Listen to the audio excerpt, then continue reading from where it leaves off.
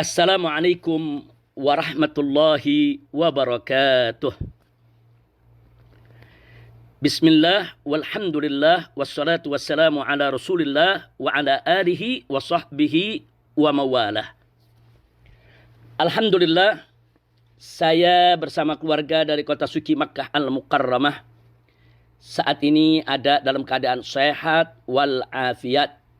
Dan semoga saudara-saudara kami tercinta di Indonesia senantiasa dalam keadaan sehat walafiat dan dilindungi oleh Allah Subhanahu wa taala dari segala musibah, serta semoga Allah Subhanahu wa taala segera mengangkat wabah corona dari kita punya negeri sehingga kehidupan kembali normal seperti biasa. Amin ya rabbal alamin. Saat ini saya ingin mengemukakan rasa gembira dan bahagia saya. Sekaligus saya ingin menyampaikan apresiasi dan penghargaan serta ucapan terima kasih kepada segenap ikhwan, kepada segenap kawan-kawan seperjuangan yang pada malam hari ini menggelar dialog virtual via Zoom.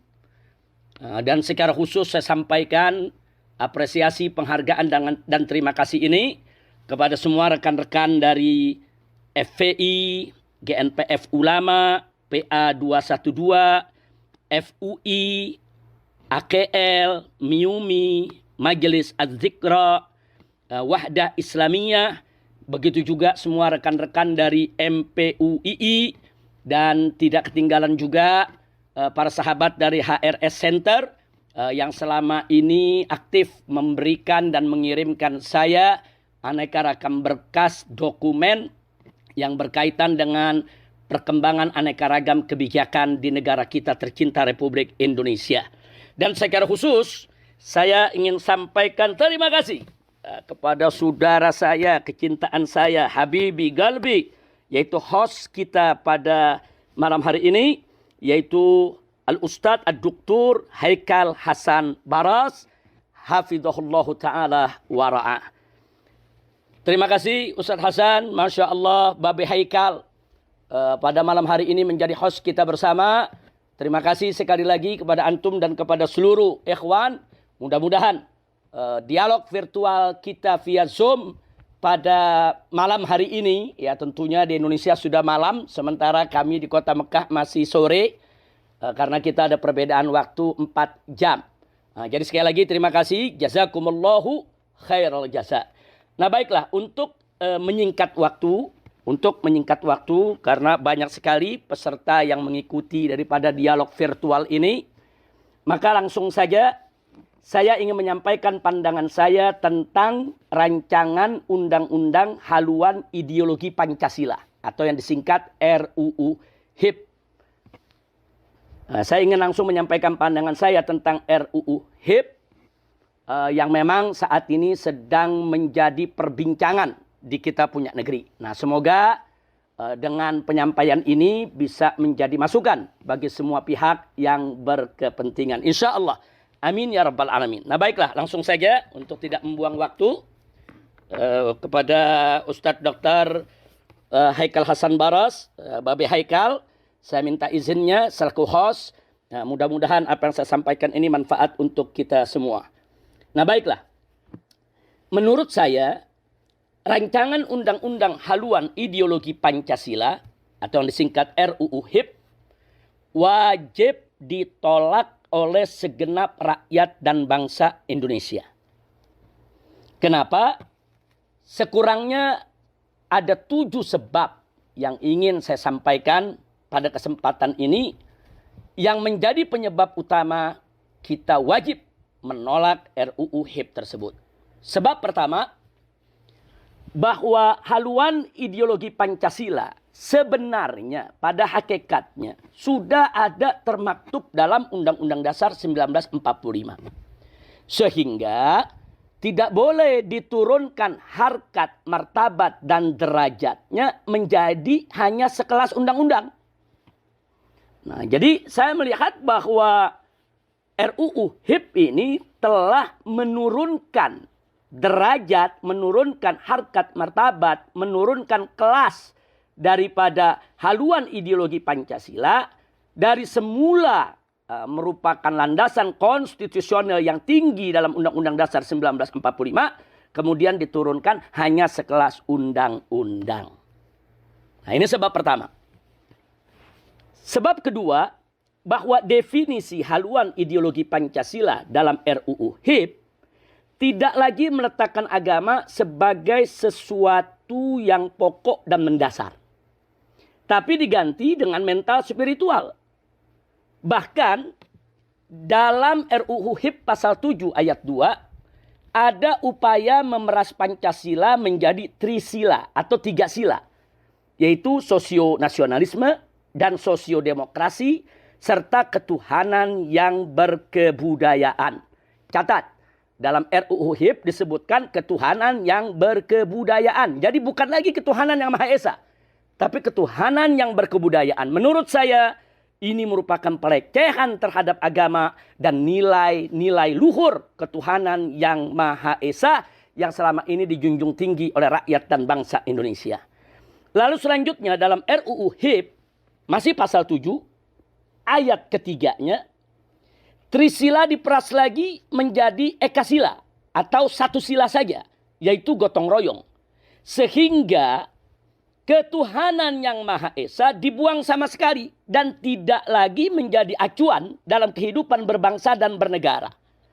Walaupun di pasal-pasal lain seperti pasal 12 dan pasal 23 masih ada penyebutan agama, masih ada penyebutan Tuhan yang Maha Esa, tapi tidak lagi dalam posisi yang fundamental. Hanya merupakan posisi yang formalitas. Nah, menurut saya ini lebih jelas lagi merupakan pelecehan terhadap agama dan nilai luhur ketuhanan yang Maha Esa. Padahal ada dua hal, Babe Haikal, yang tidak boleh kita lupa. Ada dua hal, semua ikhwan yang ikut gabung dalam dialog virtual via Zoom ini, ada dua hal yang tidak boleh kita lupakan. Pertama, bahwa pembukaan Undang-Undang Dasar 1945 pada paragraf ketiga menyatakan kemerdekaan Indonesia dengan menyebut atas berkat rahmat Allah yang Maha Kuasa. Nah, berarti apa?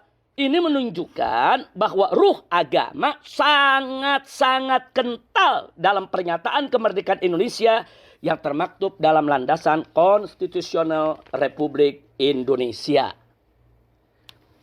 Hal yang kedua adalah bahwa pembukaan Undang-Undang Dasar 1945 pada paragraf yang keempat menyatakan, maka disusunlah negara Republik Indonesia yang berkedaulatan rakyat dengan berdasar kepada ketuhanan yang Maha Esa.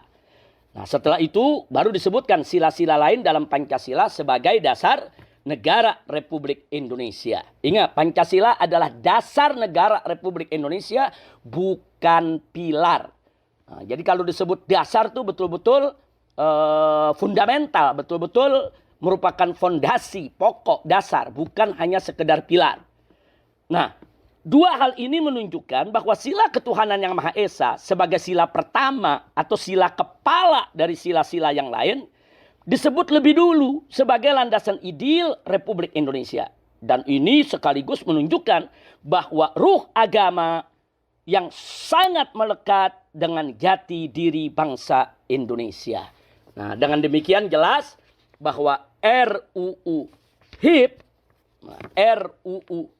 dengan demikian jelas bahwa RUU HIP tidak lagi yaitu menjadikan agama maupun ketuhanan yang Maha Esa dalam posisi yang fundamental. Dan ini merupakan pelecehan dan ini merupakan salah satu sebab di mana kita harus menolak RUU HIP. Nah, selanjutnya Babe Haikal yang tidak boleh kita lupakan yaitu sebab yang ketiga. Sebab yang ketiga bahwa dalam RUU HIP pasal 5 ayat 1 menyatakan bahwa sendi pokok Pancasila adalah keadilan sosial. Nah, ini ditulis secara letterlock, saya bacakan, tertulis termaktub dalam RUU HIP pasal 5 ayat 1 yang bunyinya sendi pokok Pancasila adalah keadilan sosial. Nah, saya ingin menyampaikan sekaligus ingin mengingatkan diri saya maupun segenap kawan-kawan dan seluruh bangsa Indonesia bahwa redaksi ini sendi pokok Pancasila adalah keadilan sosial, ini mirip persis dengan manifesto PKI yang pernah digariskan oleh gembong PKI, yaitu D.N. Aidit pada tahun 1963. Di mana D.N. Aidit menyatakan bahwa urat tunjang Pancasila, urat tunjang Pancasila maksudnya sendi pokok atau intisari Pancasila, menurut PKI adalah keadilan sosial, bukan ketuhanan yang Maha Esa. Nah, jadi di sini ingin saya ingatkan bahwa RUU HIP secara terang-terangan telah mengadopsi redaksinya mirip persis dengan manifesto PKI yang pernah disebarluaskan oleh gembong PKI D.N. Aidit pada tahun 1963. Nah, padahal dalam batang tubuh UUD 1945 pasal 29 ayat 1 dinyatakan bahwa negara berdasar ketuhanan yang Maha Esa. Nah, dan jadi jelas bahwa berdasarkan landasan konstitusional Republik Indonesia, baik melalui pembukaan maupun batang tubuhnya, bahwa dasar negara Indonesia adalah Pancasila sebagai landasan ideal dan intisarinya adalah ketuhanan yang Maha Esa. Sehingga hanya sila pertama saja yang berhak untuk dikatakan sebagai urat tunjang Pancasila atau dikatakan sebagai sendi pokok Pancasila, bukan yang lainnya. Nah, oleh karenanya tafsir dan pengamalan sila-sila yang lain dalam Pancasila tidak boleh keluar dari nilai-nilai luhur sila pertama sebagai sila kepala, yaitu sila ketuhanan yang Maha Esa. Nah, jadi saya ingin katakan di sini bahwa menjadikan sila keadilan sosial sebagai sendi pokok Pancasila adalah upaya untuk mengeliminir sila ketuhanan yang Maha Esa.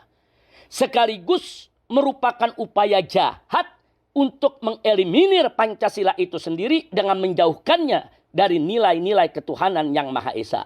Nah, oleh karena itu tidak berlebihan kalau saya ingin katakan di sini bahwa RUU HIP telah kemasukan ideologi PKI. Jadi agenda PKI itu sudah masuk dalam RUU HIP.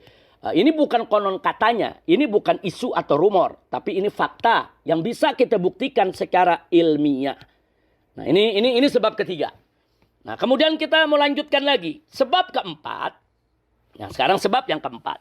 Bahwa RUU HIP tidak memuat TAP MPRS nomor 25 tahun 1966 tentang pembubaran dan pelarangan PKI serta pelarangan penyebaran paham komunisme, Leninisme, dan Marxisme. Padahal TAP MPRS nomor 25 tahun 1966 merupakan konsideran, merupakan pertimbangan penting bagi RUU HIP untuk melindungi Pancasila dari rongrongan PKI dan segala pahamnya.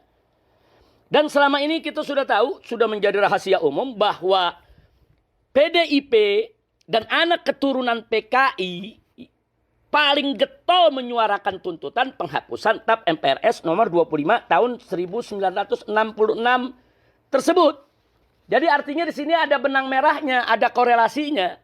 Selama ini anak keturunan PKI bersama PDIP getol menuntut penghapusan TAP MPRS nomor 25 tahun 66 tentang larangan PKI, karena selama ini tidak pernah berhasil, akhirnya mereka melakukan strategi lain, yaitu dengan memasukkan manifesto PKI lewat rancangan undang-undang HIP yang kita sedang bicarakan ini.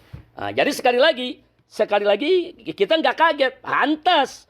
Kenapa TAP MPRS nomor 25 tahun 1966 tidak dijadikan konsideran, tidak dijadikan pertimbangan di dalam RUU HIP ini? Karena memang RUU HIP ini sudah kemasukan daripada agenda atau manifesto PKI yang sudah disiapkan sejak lama. Nah, kemudian sebab yang kelima. Nah, maaf Babe Haikal, memang agak panjang ini, dan kepada kawan-kawan yang lain kalau agak panjang saya minta maaf. Karena memang persoalan ini sangat urgent sekali, kita tidak bisa membahasnya secara sembarangan. Nah, langsung saja untuk lebih menyingkat waktu, sebab yang kelima. Nah, sebab yang kelima, kita ingin membuktikan bahwa adanya benang merah adanya keterkaitan atau adanya hubungan antara RUU HIP dengan agenda PKI. Nah, itu bisa terlihat jelas di mana pada saat ini yang menjadi sebab kelima, bahwa ketua panja RUU HIP adalah anggota DPR RI dari PDIP yang bernama Ripka Ciptaning. Nah, Ripka Ciptaning ini patut diduga kuat bersama komplotannya di DPR RI yang memasukkan manifesto PKI ke dalam RUU HIP. Nah, indikasinya apa? Indikasinya pertama, bahwa Ripka adalah pengarang 2 buku kontroversial yang membela PKI. Nah, yang pertama buku berjudul Aku Bangga Jadi Anak PKI, dan yang kedua adalah buku yang berjudul Anak PKI Masuk Parlemen. Nah, di mana dalam kedua buku ini keberpihakannya, pembelaannya terhadap ideologi PKI sangat jelas sekali. Bahkan pemutarbalikannya terhadap sejarah PKI itu sendiri juga dilakukan dalam kedua buku tersebut. Nah, kemudian yang kedua, bahwa Ripka dalam sejumlah wawancara terekam, tersebar, viral di YouTube dan di medsos-medsos lainnya, bagaimana Ripka menyatakan secara terbuka bahwa PKI adalah korban Orde Baru dan TNI adalah pelaku kejahatan yang membantai PKI. Nah, jadi kita bisa lihat siapa Ripka Ciptaning ini. Jadi jelas bahwa Ripka dan kawan-kawan punya agenda PKI yang disusupkan dalam RUU HIP. Sekali lagi, ini bukan hoax, tapi ini fakta. Ini bukan isu atau rumor, tapi ini bisa kita buktikan dengan indikasi-indikasi kuat yang tidak terbantahkan. Dan yang ketiga, bahwa Ripka dalam ragam wawancara persnya juga mengakui secara terbuka bahwa keluarga dan anak keturunan PKI yang dia memperkirakan ada 20 juta orang, kata dia semuanya menyalurkan aspirasi politiknya ke PDIP. Dan dia juga mengakui bahwa para politisi dari generasi muda anak keturunan PKI rame-rame masuk ke PDIP.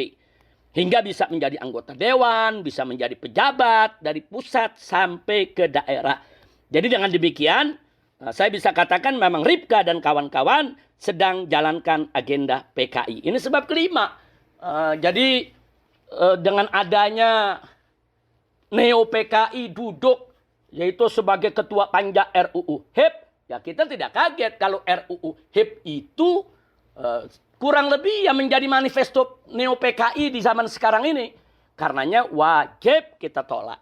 Nah, kemudian sebab yang keenam, bahwa banyaknya anggota DPR RI, khususnya dari PDIP, saya garis bawahi, khususnya dari PDIP, yang selama ini selalu membela PKI dan menjadikan PKI sebagai korban Orde Baru, serta sering terlibat dalam acara reuni keluarga PKI dengan istilah temu kangen di berbagai daerah, dengan dalih kunjungan kerja, yaitu kunker DPR RI, seperti yang dilakukan salah satu politisi PDIP, yaitu Diah Pitaloka dan kawan-kawan di Banyuwangi dan daerah lainnya sejak beberapa tahun yang lalu. Nah, ternyata mereka-mereka ini juga semua terlibat dalam panja RUU HIP. Mereka ini semua juga terlibat di dalam penyusunan RUU HIP. Nah, jadi keterkaitan RUU HIP dengan agenda PKI, dengan manifesto PKI tidak terbantahkan lagi. Ini merupakan indikasi kuat bahwa memang Neo PKI sudah dan sedang bergerak untuk bangkit dengan segala macam cara, termasuk bagaimana mereka menghasilkan suatu undang-undang yang bisa menjadi pintu gerbang untuk mereka bangkit kembali. Nah, kemudian sebab yang ketujuh, nah ini yang terakhir, Bapak Heka, sebab yang ketujuh. Sebab yang ketujuh, sikap rezim Jokowi dengan PDIP-nya yang sangat lunak terhadap aktivis Neo PKI di Indonesia dan kebijakan membangun poros Jakarta-Beijing beserta kerjasama yang super luar biasa dengan PKC, Partai Komunis Cina, serta secara sengaja dan sadar memberikan aneka ragam jabatan publik yang vital kepada komplotan Neo PKI. Seperti baru-baru ini Iman Brotoseno diangkat sebagai dirut TVRI yang baru. Nah, orang ini pembela PKI, orang ini berideologi PKI. Nah, padahal kita tahu TVRI itu adalah alat propaganda yang sangat efektif Apalagi jangkauan pemancarnya mencapai daerah-daerah terpencil, sampai ke hutan-hutan, ke gunung-gunung, ke lembah-lembah yang tidak dicapai oleh satu televisi mainstream manapun yang ada di Indonesia. Sehingga dengan adanya yaitu generasi muda Neo PKI menjabat sebagai dirut TVRI, sehingga gerakan Neo PKI lebih leluasa mengemas dan menjalankan agendanya lewat TVRI. Nah, sikap rezim Jokowi yang seperti ini telah memberi andil besar dalam membuka keran kebangkitan PKI.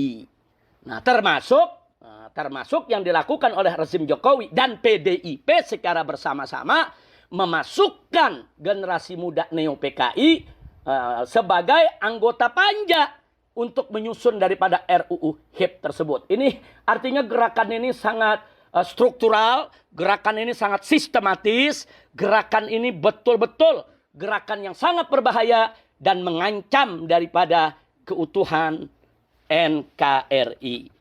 Nah, demikian Babe Haikal, itu 7 sebab yang ingin saya sampaikan. Sebetulnya selain 7 poin yang sudah saya sampaikan tadi, di sana masih banyak persoalan dalam RUU HIP yang perlu disoroti secara fokus dan serius. Dan yang perlu diwaspadai bahwa Neo PKI dalam gerakannya selama ini, hati-hati, selalu menjual kebesaran nama Bung Karno untuk mengelabui masyarakat. Hati-hati.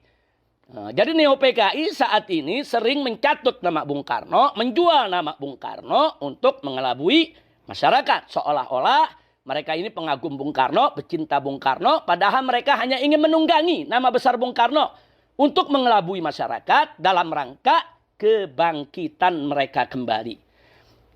Ala kulli hal, jadi jelas sudah yang ingin saya sampaikan di sini bahwa RUU HIP yang ada saat ini bukan membangun ideologi Pancasila sebagaimana mestinya, melainkan hanya merusak ideologi Pancasila, bahkan cenderung menjadikan Pancasila sebagai mitos yang diberhalakan, sebagai mitos dan sebagai berhala yang tentunya bertentangan dengan ajaran agama. Sehingga ke depannya RUU HIP itu kalau dijadikan undang-undang akan lebih memuluskan pengembangan ideologi anti agama seperti ideologi ateisme, komunisme, marxisme, dan leninisme, dan lain sebagainya, yang justru semua itu sudah sejak lama dilarang di negara Kesatuan Republik Indonesia.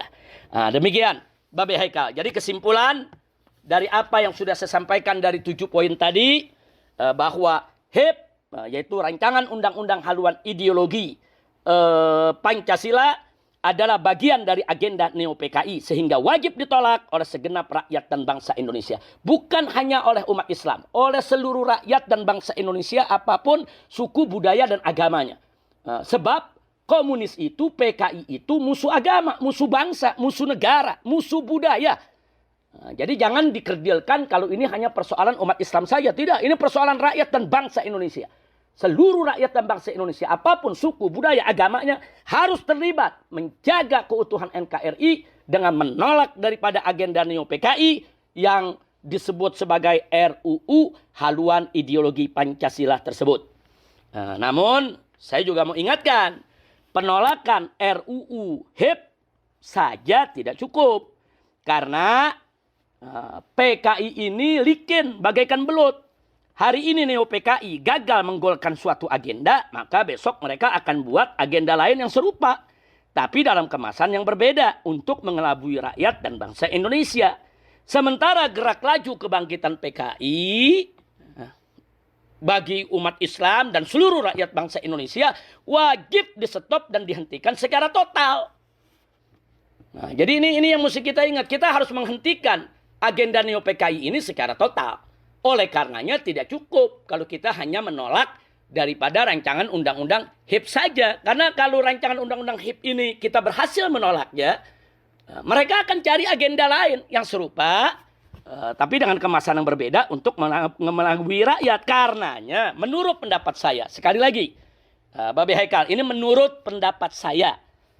Maaf, saya katakan menurut pendapat saya, karena ini agak sensitif. Jangan sampai nanti ada pihak-pihak lain ingin memfitnah daripada dialog virtual Zoom kita ini sebagai dialog makar, sebagai pertemuan makar, sebagai rapat makar. Maka itu saya katakan di sini, menurut pendapat saya. Artinya saya bertanggung jawab. secara pribadi, baik berdasarkan hukum agama maupun hukum negara. Bahwa menurut pendapat saya, bahwa jalan yang paling tepat untuk menghentikan kebangkitan PKI adalah makzulkan Jokowi dan bubarkan PDIP. Itu jalan yang paling tepat. Kenapa? Karena Jokowi dan PDIP sengaja atau tidak sengaja, dengan maksud atau tanpa maksud, disadari atau tidak disadari, telah menjadi pintu gerbang emas bagi kebangkitan PKI. Nah, jadi saya ingin ibaratkan persoalan, kalau di badan kita ini banyak koreng yang disebabkan oleh darah yang kotor, darah yang tidak sehat. Tentu tidak cukup kalau mengobatinya hanya dengan memberikan serbuk obat atau memberikan cairan obat kepada tiap-tiap koreng tadi. Karena satu koreng sembuh akan muncul koreng yang lain. Kenapa? Karena pokok persoalannya bukan di korengnya. Pokok persoalannya adalah di darahnya yang kotor dan tidak sehat. Sehingga untuk menyembuhkan koreng yang banyak tadi tidak cukup dengan meneteskan obat kepada tiap koreng. Tapi darah kotor dan tidak sehatnya yang harus dicuci dan diganti. Nah, begitu juga apa yang terjadi di negeri kita. Ini udah terlalu banyak koreng, banyak borok di mana-mana. Kalau kita obati satu persatu koreng dan borok tersebut, sangat melelahkan, sangat capek betul. Dan tidak akan pernah selesai.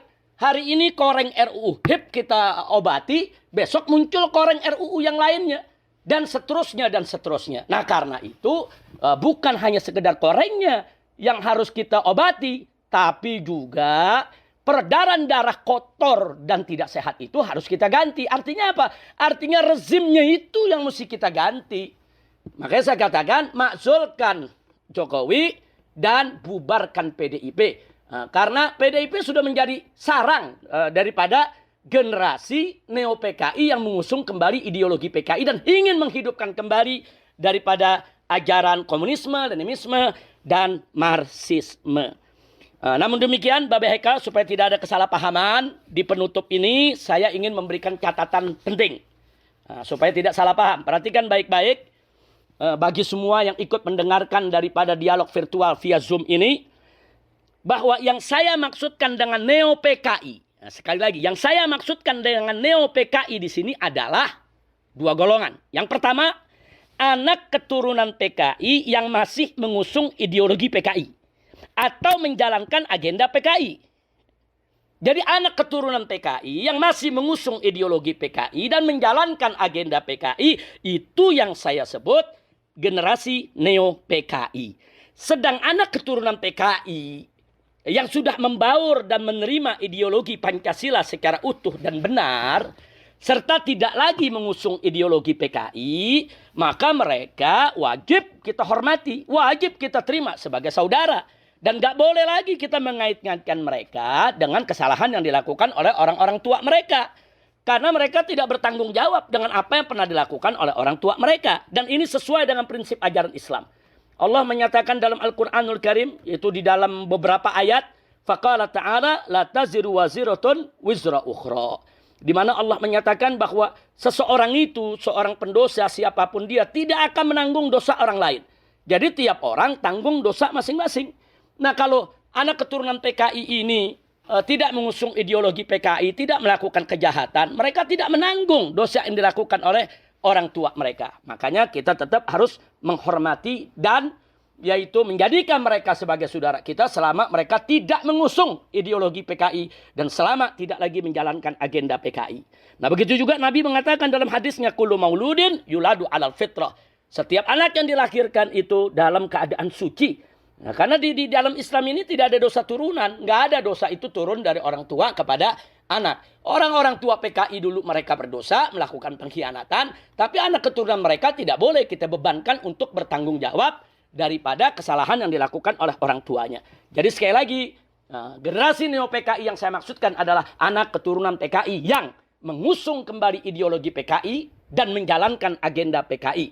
Sedangkan anak-anak keturunan PKI yang sudah sadar, insaf, membaur, bersatu dengan seluruh masyarakat, dan menerima Pancasila secara utuh dan benar, mereka tidak masuk dalam konteks neo-PKI.